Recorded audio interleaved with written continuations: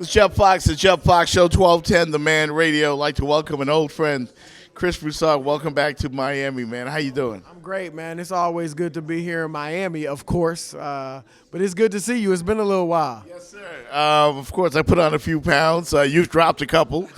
Thank you for saying that. I don't know if I actually have, but thank you. That means I'm wearing it well. But ever since LeBron left the Heat and they've kind of become mediocre, I haven't been coming to Miami anymore. It hasn't been as much fun either. You know, we miss having guys like yourself down here.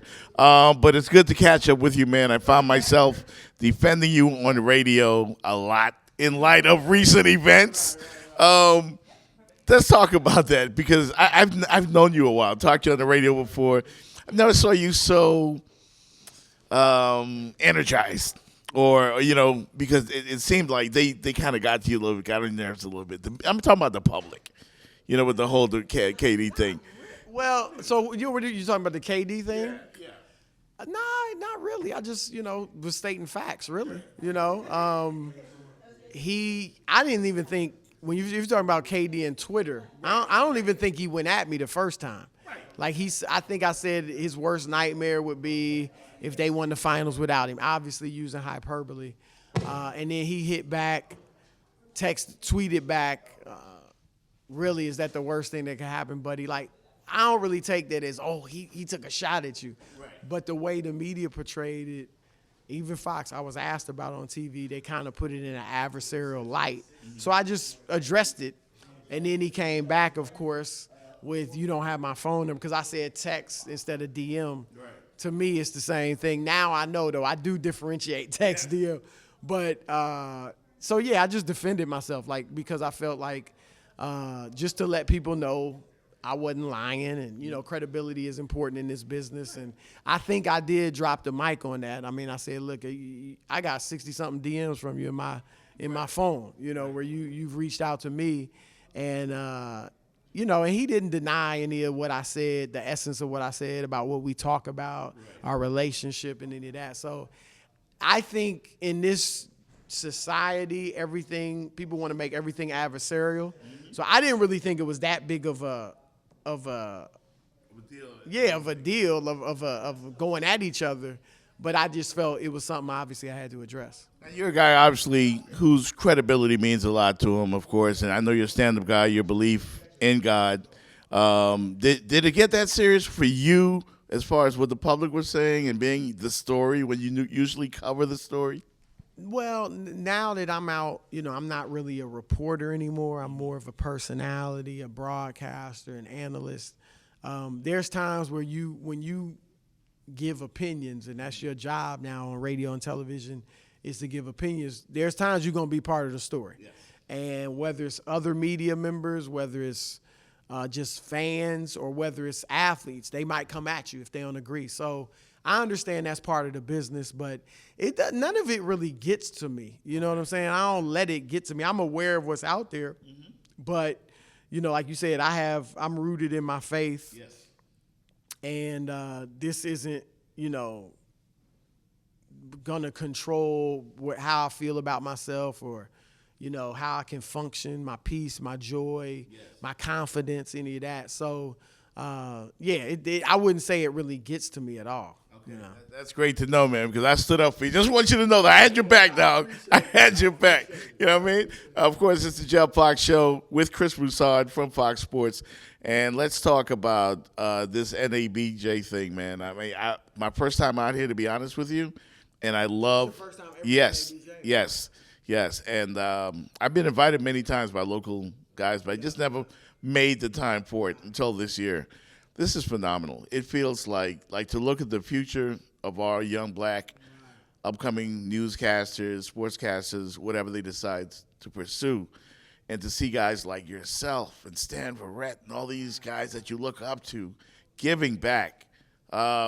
It must really, really warm your heart, Chris. No, it's great. I mean, and that's one of the – I realized that several years ago, I guess when I did become kind of a national figure, of how the college kids and, the ones fresh out of college kind of responded to me. Yes. And how it was so inspiring to them. Because obviously I'm not here for a job fair or anything like that, but coming here and giving back to the next generation, as you said, and being able to inspire them, being an example to them, being able to give them advice on how they can get into the business and excel in the business. It's incredibly important. So I think put myself in that position.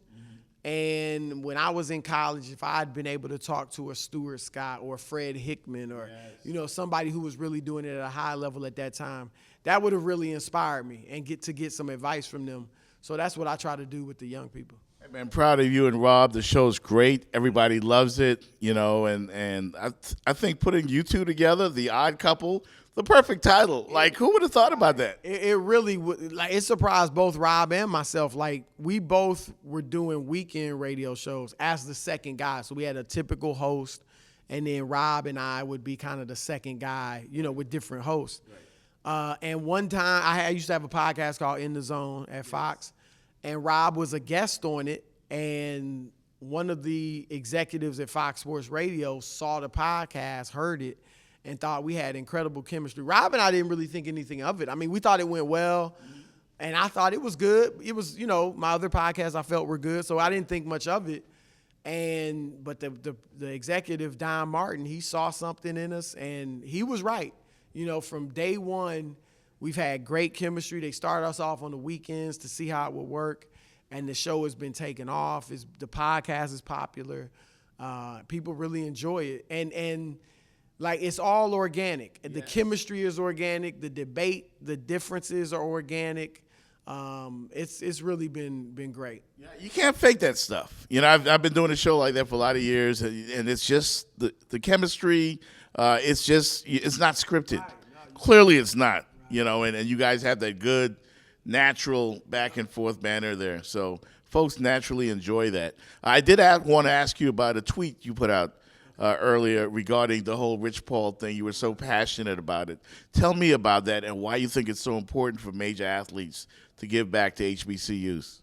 Well, of course, what everybody's calling the Rich Paul rule is that the NCAA, not the NBA, but the NCAA decided to put in new criteria for agents to represent college basketball players. Yes. And one of the criteria was you have to be certified by the Players Union for 3 years. Another is that you had to be a college graduate, and that's the big one. Rich Paul, who's arguably the top agent in the game, yes. LeBron James, Anthony Davis, Ben Simmons, Draymond Green, several others, he doesn't have a college degree, and at a certain point, the 3-year certification would have impacted him. He wouldn't have been able to have – well, LeBron didn't go to college, obviously, but, he was getting other players before he was certified for 3 years. Right. And so that's why a lot of people are referring to it as the Rich Paul rule, because he's making power moves. He had the player that was coming out of high school, a top recruit, decided to go do an internship with New Balance, made $1 million, and was able to work on his game. Right. And so the NCAA sees that and says, well, what if he starts doing that with more players? So that's why people are referring to it as the Rich Paul rule. And I personally think it's racist, because Rich Paul is far from the first agent to not have a college degree. And for the record, Bill Gates, Mark Zuckerberg, Steve Jobs, 3 guys who revolutionized human society, they didn't have college degrees. So I think that was a way. Furthermore, Kawhi Leonard, who just made the stealth move to the Clippers, right. His uncle, who wasn't his agent, but Dennis Robertson, who kind of orchestrated the whole thing and did a great job of it, he's not a certified agent. So all of that, I think, is why the NCAA said, look, if people, because if I have a nephew that's a great up-and-coming player, right. I may look at Rich Paul, I may look at Dennis Robertson and say, I could do what they do.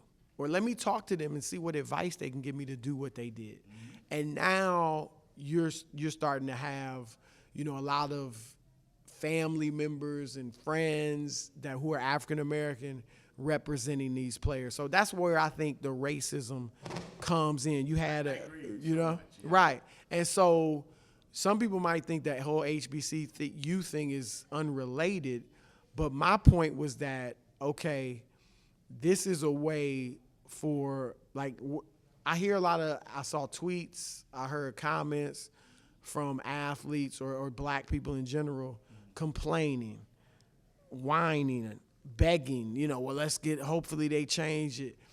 We have to stop doing that all the time and start using the things that we have to our advantage to get the things we want and to overcome the things we think are unjust. For instance, you see athletes wearing Colin Kaepernick number 7 hats, and that's nice and that's good support. But if football players, whether all football players or African-American players in large numbers decided we're not playing, Colin Kaepernick should clearly be in the league. Absolutely. And we know he's not in the league because he took a stance for social justice. I'm not playing until he's back on the team. Mm-hmm. He would be back on the team. Easy. So what I'm saying is black athletes need to take, for black people in general, one of our greatest resources is the fact that African Americans dominate sports and to a certain degree entertainment, right?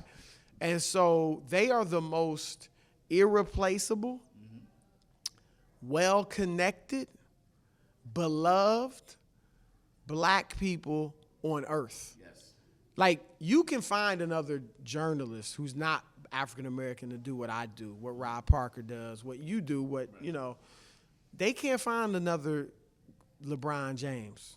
They can't find another Anthony Davis. They can't find another James Harden. You see what I'm saying? Right.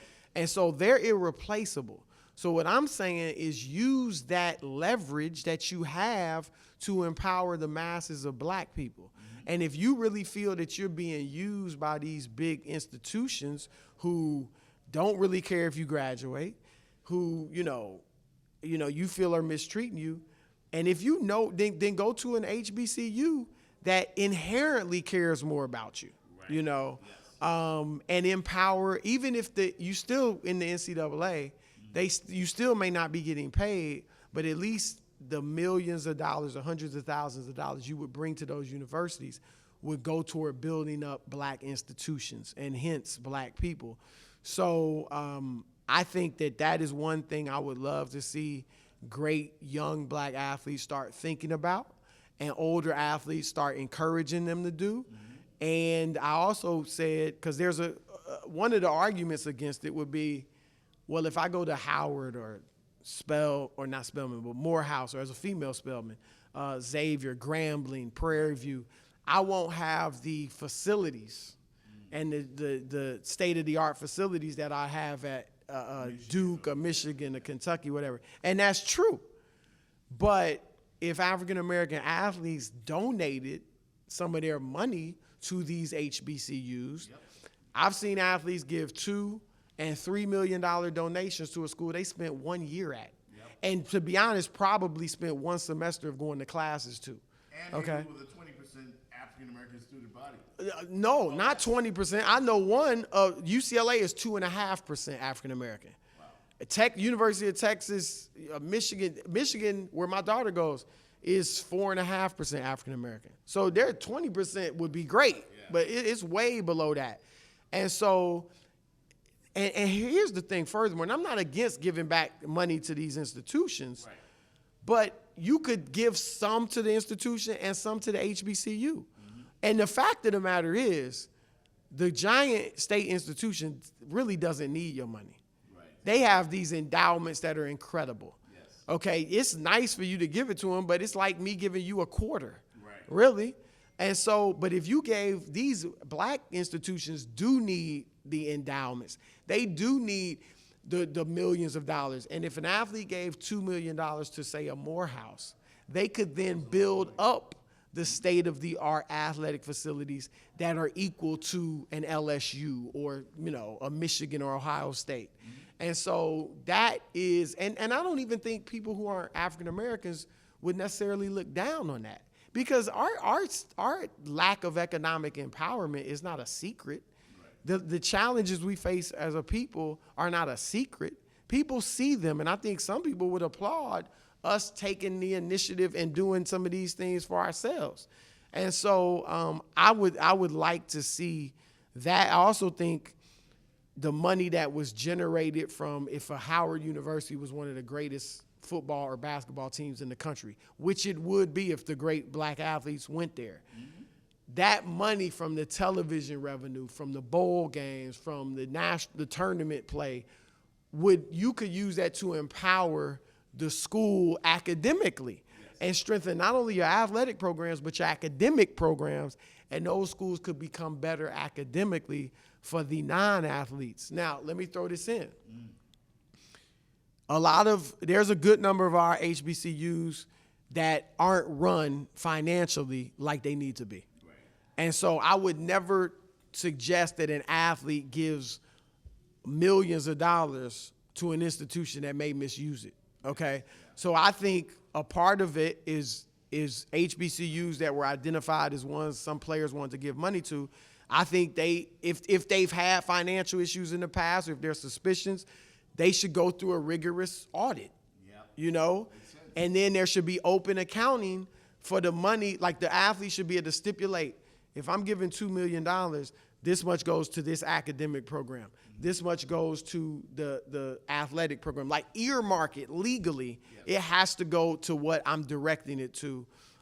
And there would be, like I said, open accounting. And if the school wasn't willing to go with it, then you don't get the money. Yeah. But I don't want the athletes wasting their money. But I'm looking at it like, you know, our modus operandi for getting our rights and our equality and our justice here has kind of been pleading and hoping that white society does the right thing. They should, because we built the country, and we have not been given a fair shake, and still aren't in many ways. But we're still just hoping they do the right thing. Yes. And I'm saying we have assets, we have resources that we can use to get the right thing, whether they want to give it to us or not. Yeah.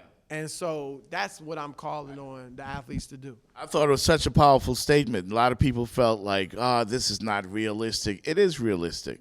And if we have to take that first step towards doing something like that, it's absolutely possible. I want to give you a hypothetical. If that was David Falk signing Anthony Davis and Draymond Green and all of these people, do you think that the NCAA would have came up with a David Falk rule? Let's just say he didn't, have the background that they're requiring now. But if it was a white guy, do you think that this would have been an issue? No, I honestly don't. I mean, pure and simple. And LeBron James and Rich Paul, Maverick Carter, all these guys, they're going beyond, like, their motto is more than an athlete. Yep. They're going beyond what society wants to see athletes do, particularly black athletes do. And they're not just talking. They're not just, there's a place for rhetoric. If I speak out against injustice or something, there's a place for that. Yes. There's a place for Kaepernick kneeling and all that. There was certainly a place in the '60s for Tommy Smith, and John Carlos with the fist and all that. Mm-hmm. But LeBron is going beyond rhetoric. He's starting companies that are hiring not only African Americans but people in general. He's making documentaries that are addressing certain issues.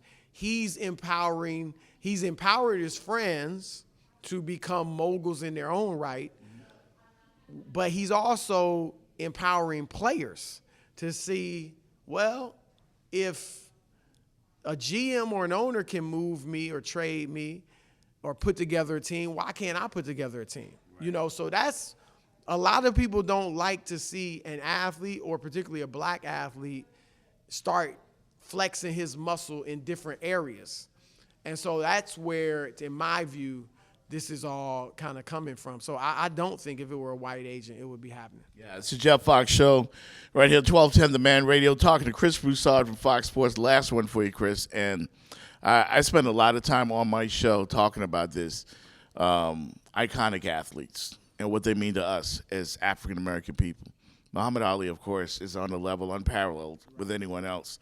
But I contend, and I want to know if you agree with me, that I think LeBron James, he gets a lot of hate, gets a lot of flack, unjustly, I think, because he's been in the spotlight since 15, 16 years old. No DUIs, no marriage scandals, none of the stuff that we typically see with famous athletes. I think with what he's doing, because you recognize it.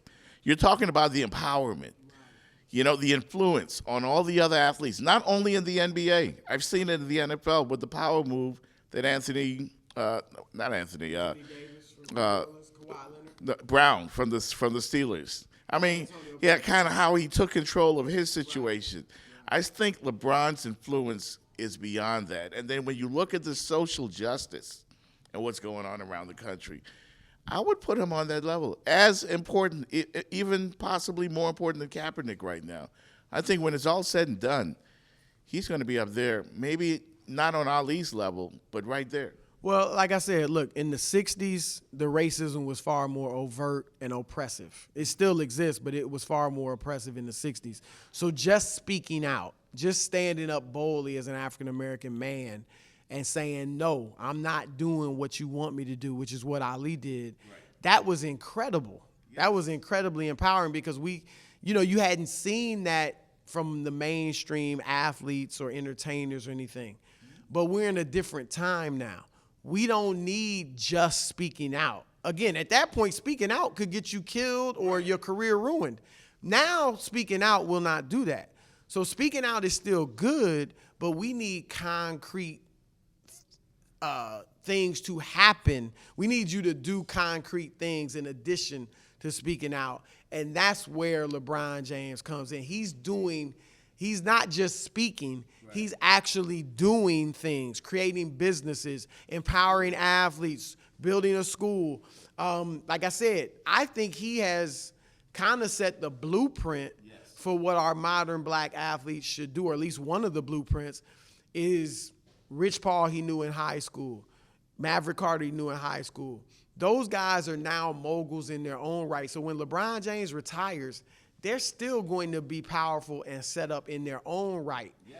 I would love to see an African-American athlete who has his group of friends that he feels he needs to bring with him because he's succeeded. Instead of them just hanging around with you, partying with you, kicking it with you, and not purposely, but the reality is that they're using up a lot of your own money, milking you of your money, even though they're not purposely doing that.